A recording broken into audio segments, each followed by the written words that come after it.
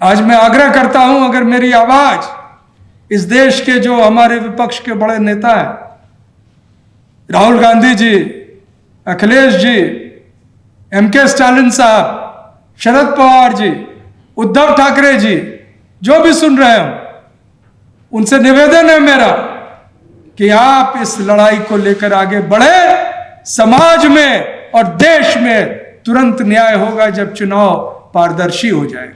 जब मैं जानता हूं कि अगर हम कॉल दें कि बच्चों के समर्थन में 1 अगस्त को हम भी उपवास रखेंगे, हम भी सड़क पर नहीं निकलेंगे, हम भी नॉन कोऑपरेशन करेंगे, तो ये बात पूरे देश में फैलेगी। या 1-1.5 किलोमीटर दूर जंतर मंतर पर बैठे बच्चों को आश्वासन देता हूं कि इस बार तुम आगे बढ़ो और हम तुम्हारे साथ। हम यह नहीं कहेंगे कि हम लोग नेतृत्व प्रदान करेंगे, हम तुम्हारे नेतृत्व में चलेंगे, क्योंकि तुम भुगत चुके हो, देख चुके हो अमानवीय आरएसएस भाजपा की ये सरकार जो ईवीएम के बदौलत सत्ता में है, वो कितना निष्ठुर और कितना अधिक अमानवीय हो सकता है। हमारे साथ अगर युवा साथी हैं, युवा बच्चे हैं, तो हम किसी भी युद्ध को जीत लेंगे। जो पुलिस वाले, तथा कथित पुलिस वाले, जिनका कोई नेम प्लेट नहीं था और जिनके नाम के टाइटल से आपको पता चलेगा कि किस तरह के लोग थे। एक राठी साहब थे जो जिनकी वीडियो वायरल हो रही है, डंडे लेकर वो हमारे छोटी बच्चियों के साथ क्या दुर्व्यवहार कर रहे थे।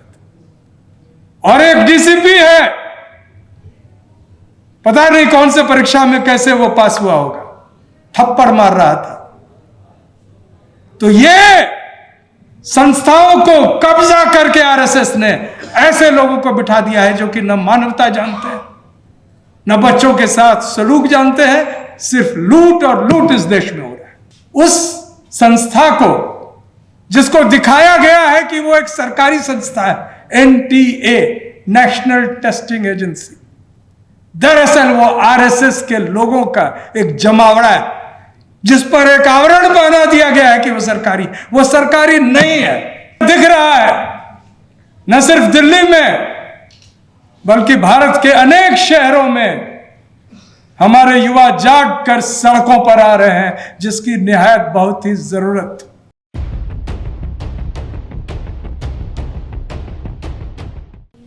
जय साहू जी महाराज, जय महात्मा फुले, जय भीम, जय मंडल, जय कर्पूरी। साथियों, आज बहुत ही एक पवित्र दिन है, बल्कि पवित्र दिन 2 दिनों से हो रहा है। मैं कॉलेज में पढ़ाता हूं, यूनिवर्सिटी में, और अभी सांसद महोदय भी कह रहे थे कि देश के युवा जो है वो समझ नहीं पा रहे हैं कि क्या देश की स्थिति। लेकिन आज मैं थोड़े निश्चिंत होकर कह सकता हूं कि देश के युवा भी समझ रहे हैं कि इस देश में क्या हो रहा है। और यह दिख रहा है न सिर्फ दिल्ली में बल्कि भारत के अनेक शहरों में हमारे युवा जाग कर सड़कों पर आ रहे हैं, जिसकी निहायत बहुत ही जरूरत। मैं उनको धन्यवाद देता हूं। रोज क्लास में उनसे बातें होती हैं, उनकी दिक्कतों को रूबरू देखता हूं। आप में से कई लोग पेरेंट्स हैं, 1-2 बच्चे होंगे। हमारे क्लास में 60 और 70 बच्चे होते हैं, और रोजगार की समस्या, फीस की समस्या अमूमन कई बच्चों को रहती। तो इस देश में उनके लिए कोई सहूलियत नहीं थी। लेकिन जो लोग मेरिट की बात करते थे, जो लोग आरक्षण का विरोध सिर्फ इसलिए करते थे कि मेरिट का हनन हो जाएगा, पता चला कि कितने बड़े लुटेरे हैं। सत्ता में आए, मंडल कमीशन के विरुद्ध राम रथ निकाला, राम मंदिर को मुद्दा बनाया, और उसी राम मंदिर को गजनी से भी अधिक लूट लिया। वही लोग सत्ता में हैं, और वो क्या कर रहे हैं? बच्चों के भविष्य के साथ बड़ा खिलवाड़। डिजिटलाइज होगा सब कुछ, कहेंगे कि हमारी क्या गलती है, कंप्यूटर ने फैसला किया। कंप्यूटर में सॉफ्टवेयर डालता कौन? कंप्यूटर का फैसला नहीं है नीट का लीक जो होना। 2024 में भी नीट के पेपर लीक हुए थे, और नीट कौन होल्ड करता है? हम लोग यूनिवर्सिटी में पढ़ाते हैं, हमारे पास वो सक्षमता है, वो वर्क फोर्स है कि पूरे भारत में दिल्ली विश्वविद्यालय कोई भी परीक्षा करवा सकता है। लेकिन नहीं, उस संस्था को जिसको दिखाया गया है कि वो एक सरकारी संस्था है, एनटीए, नेशनल टेस्टिंग एजेंसी, दरअसल वो आरएसएस के लोगों का एक जमावड़ा है, जिस पर एक आवरण बना दिया गया है कि वो सरकारी नहीं है। और मजे की बात देखिए, वो भी परीक्षा नहीं करा रहा है, वो आउटसोर्स कर रहा है। और किसको आउटसोर्स कर रहा है? गुजरात की वो कंपनी जिसको 2024 में ब्लैकलिस्ट किया गया था क्योंकि उत्तर प्रदेश के हेड कांस्टेबल के परीक्षा में पेपर लीक हुए थे। तो ये तो उनका उद्योग है। कुछ ठग इस देश पर शासन कर रहे हैं, ठगी से वो सत्ता प्राप्त की। आपने टॉपिक अच्छा चुना है, मैं उस पर आऊंगा, लेकिन मैं बता देता हूं कि उनकी नीयत क्या है। एनटीए का अध्यक्ष किसको बनाया गया? प्रदीप कुमार जोशी, एक आरएसएस का बहुत बड़ा शातिर दिमाग, छोटे से कॉलेज में मध्य प्रदेश में पढ़ाता था, और किसका अध्यक्ष बना? जहां व्यापम कांड हुआ। व्यापम में आप लोग नहीं जानते हो, 2-3 साल पहले मध्य प्रदेश के लोक सेवा आयोग द्वारा चयन में भारी धांधली हुई, और उसको नहीं पकड़ा जाए इसके लिए 100 से अधिक लोगों को मौत के घाट उतार दिया गया। 100 से अधिक लोग मारे गए, और उस पर अभी भी किसी पर कार्रवाई नहीं हुई है। उसी का अध्यक्ष था ये प्रदीप जोशी, जो आके 2024 में पहले किया, 25 में भी किया होगा, बात उतनी उठी नहीं, 26 में दोनों बार हुआ।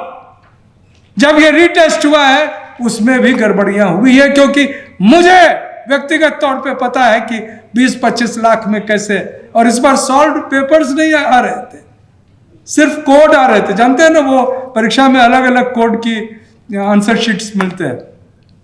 आपके बच्चे को कौन सा मिलेगा कोड उनको पता था, और आपके बच्चे को आंसर नहीं बताया गया कि इस क्वेश्चन का क्या आंसर होगा।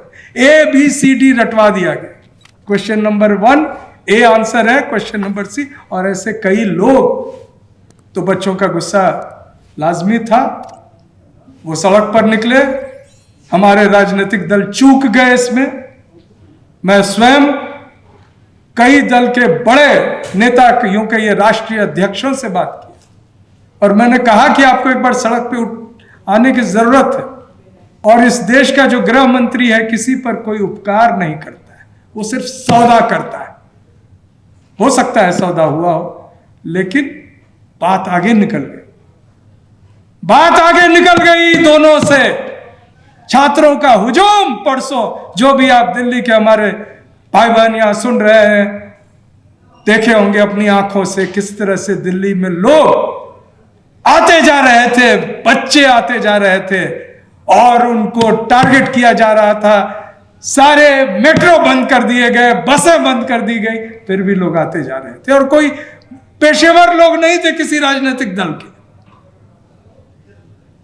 और क्या सलूक हुआ उनके साथ, मैं इस सभा के माध्यम से आज जो पुलिस वाले, तथाकथित पुलिस वाले, जिनका कोई नेम प्लेट नहीं था, और जिनके नाम के टाइटल से आपको पता चलेगा कि किस तरह के लोग थे। एक राठी साहब थे जिनकी वीडियो वायरल हो रही है, डंडे लेकर वो हमारे छोटी बच्चियों के साथ क्या दुर्व्यवहार कर रहे थे। और एक डीसीपी है, पता नहीं कौन से परीक्षा में कैसे वो पास हुआ होगा, थप्पड़ मार रहा था। तो ये संस्थाओं को कब्जा करके आरएसएस ने ऐसे लोगों को बिठा दिया है जो कि न मानवता जानते हैं, न बच्चों के साथ सलूक जानते हैं, सिर्फ लूट और लूट इस देश में हो रहा है। तो इसका विरोध शुरू हो गया है और अगर ये नहीं रुका तो बात दूर तक जाएगी। झोला उठा के जाना पड़ सकता है। हमारे किसी साथी ने अभी कहा कि इमरजेंसी लग जाए और हमारे साथी रतन लाल जी ने कहा सबसे पहले हम लोग गिरफ्तार होंगे। हो सकता है होंगे, कोई बात नहीं, ये दूसरी आजादी की लड़ाई है। हमारे साथ अगर युवा साथी हैं, युवा बच्चे हैं, तो हम किसी भी युद्ध को जीत लेंगे। रतनलाल जी भी ये जानते हैं, आप भी जानते हैं, हम भी जानते हैं। तो मैं आज इस सभा के माध्यम से अपने पास में 2 किलोमीटर दूर या 1-1.5 किलोमीटर दूर जंतर मंतर पर बैठे बच्चों को आश्वासन देता हूं कि इस बार तुम आगे बढ़ो और हम तुम्हारे साथ। हम यह नहीं कहेंगे कि हम लोग नेतृत्व प्रदान करेंगे, हम तुम्हारे नेतृत्व में चलेंगे, क्योंकि तुम भुगत चुके हो, देख चुके हो अमानवीय आरएसएस भाजपा की ये सरकार जो ईवीएम के बदौलत सत्ता में है, वो कितना निष्ठुर और कितना अधिक अमानवीय हो सकता है।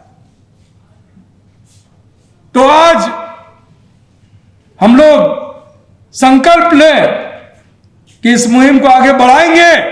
मेरा आज निवेदन है, यहां बहुत हमारे शक्तिशाली और लोगों के बीच में जाने वाले कई साथी बैठे हैं। मैं सबका नाम अभी नहीं लिया, माफी चाहूंगा, लेकिन मैं जानता हूं कि अगर हम कॉल दें कि बच्चों के समर्थन में 1 अगस्त को हम भी उपवास रखेंगे, हम भी सड़क पर नहीं निकलेंगे, हम भी नॉन कोऑपरेशन करेंगे, तो ये बात पूरे देश में फैलेगी। तो मैं आग्रह करता हूं कि आज इस सभा में यह रेजोल्यूशन लिया जाए। और मैं आता हूं, ये 2 जो टॉपिक आपने दिया है, जड़ वही है। देखिए, मंडल कमीशन जब लागू हुआ 1990 में, तो उसके बाद देश में 3 बड़े षड्यंत्र। पहला षड्यंत्र क्या हुआ?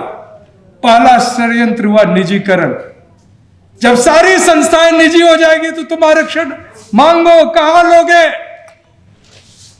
सब निजी है, तुम्हारे लिए कोई जगह नहीं है। और दूसरा षड्यंत्र, ईवीएम से चुनाव। आपका वोट कहां गया आप खुद नहीं जानते। मशीन किसको दे आया, कौन मशीन को अगवा कर लिया, किसके पॉकेट में मशीन है, और अब मशीन से भी उनको जब नहीं उनकी बात बन रही है तो चुनाव आयोग को ही अपने पॉकेट में रख लिया है। तो ऐसे लोग सत्ता में हैं। और तीसरा षड्यंत्र हुआ जिसको कॉलेजियम सिस्टम कहते हैं। जज खुद अपने आप को, अपने परिवार को, अपने बच्चों को, अपने लोगों को ही, ब्राह्मण में भी वो जज जो वहां बैठा वही अपने परिवार को फिर जज बनाएगा, उसी के भतीजे, उसी के लोग बनेंगे। तो ये षड्यंत्र पिछड़े वर्ग, दलित समाज का जब उनका एक दखल बढ़ने लगा देश की राजनीति में, देश के शासन में, तो उनको रोकने के लिए ये किया गया। अभी राजभर साहब ने बहुत अच्छा कहा कि एक by stroke of a pen, एक कलम के दस्तखत से बैलेट पेपर वापस आ सकता है। लेकिन क्या हमारे राजनीतिक दल ये लड़ाई लड़ रहे हैं? मैं आज बच्चों से भी कहना चाहता हूं जो जंतर मंतर पे बैठे हैं, जिनके साथ बदसलूकी की गई है। एक छात्रा वेंटिलेटर पर है, मैं ईश्वर से प्रार्थना करता हूं कि वो जल्द ठीक हो जाए। क्या उनको पता है कि उनका सारा जड़, इस समस्या का सारा जड़ ऐसे लोगों के कारण है जो ईवीएम से जीतते हैं? उनका कोई जवाबदेही नहीं है आपके प्रति। जब चुनाव होता है तो साहब वोट देंगे कि नहीं, साहब देंगे नहीं, फिर भी हम हाथ जोड़ के खड़े रहते हैं।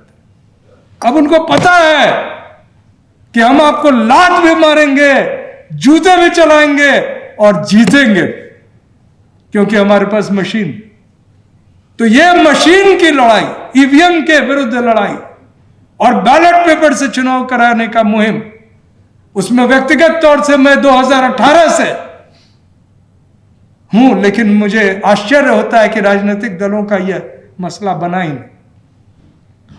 आज मैं आग्रह करता हूं, अगर मेरी आवाज इस देश के जो हमारे विपक्ष के बड़े नेता हैं राहुल गांधी जी, अखिलेश जी, MK स्टालिन साहब, शरद पवार जी, उद्धव ठाकरे जी, जो भी सुन रहे हो, उनसे निवेदन है मेरा कि आप इस लड़ाई को लेकर आगे बढ़े। समाज में और देश में तुरंत न्याय होगा जब चुनाव पारदर्शी हो जाएगा, जब चुनाव में बेईमानी का कोई हिसाब किताब नहीं बैठेगा, तब वो खुद आपके पास आएंगे और आपकी बात सुनेंगे और आपकी बात करेंगे। मैं आखिरी में सिर्फ ये कहना चाहता हूं कि एक बहुत विचित्र परिस्थिति देश में है। NTA का मैंने जिक्र किया ही, साथ में मैं बता देना चाहता हूं कि किस तरह से इस देश के संसाधन को लूटा जा रहा है, और यह सारा इसलिए है क्योंकि सत्ता EVM के बदौलत उनके पास में। एक ही लोग अडानी के पास सब कुछ लगभग चला गया, कोई उसके विरुद्ध बोल नहीं सकता है।